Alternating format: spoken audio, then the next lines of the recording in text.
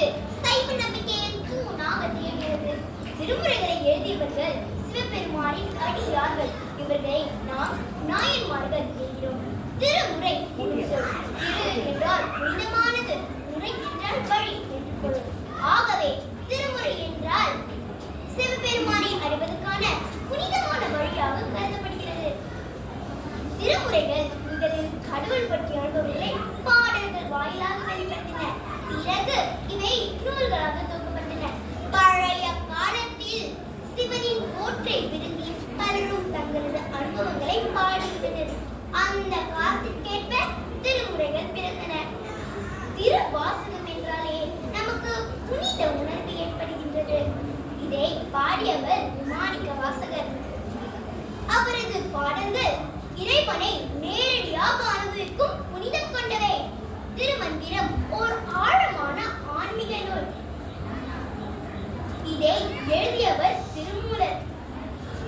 இதில் சைவ தத்துவம், யோக முறைகள் என பல விஷயங்கள் விரிவாக கூறப்பட்டுள்ளன. சபையோரே, திருமுறைகள் எப்படி தொகுக்கப்பட்டன? 10ஆம் நூற்றாண்டில் சோழ பேரரசின் ஆட்சியில் திருமுறைகள் தொகுக்கப்பட்டன.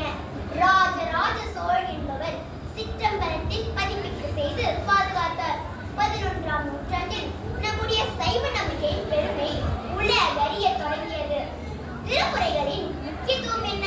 இவை நம் நன்றாக வாழ வழிகாட்டுகின்றன. ஒழுக்கம், பக்தி, பாசம் என்பதை வளர்க்கின்றன. சிவபெருமானின் அருளை பெறுவதற்கான பாதையாக அமைந்துள்ளன. இன்றும் நம்முடைய கோவில்களில் திருமுறை பாடல்கள் ஓங்கி ஒலிக்கின்றன.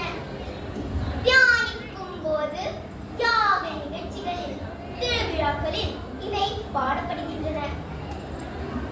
நாம் திருமுறைகளை அறிந்து கொண்டால் நம் வாழ்க்கையே திருப்பம் பெறும். முடிவாக திருமுறைகள் நம் வாழ்வின் ஒளியாக திகழ்கின்றன. சைவ நம்பிக்கை உயிரும் ஆன்மாவும் இந்த திருமுறைகளே என சொல்லலாம். சிவனின் அருளையும் பெறுவோம், ஆன்ம சாந்தியும் அடைவோம். இதனால் நாம் அனைவரும் திருமுறைகளை அறிந்து பயில வேண்டும். திருமுறைகள் ஒரு தீபமணி, திகழும் நம் வாழ்க்கை பாதையில் சிவனருள் பொழியும் மழை போல் புனிதமாய் மலர்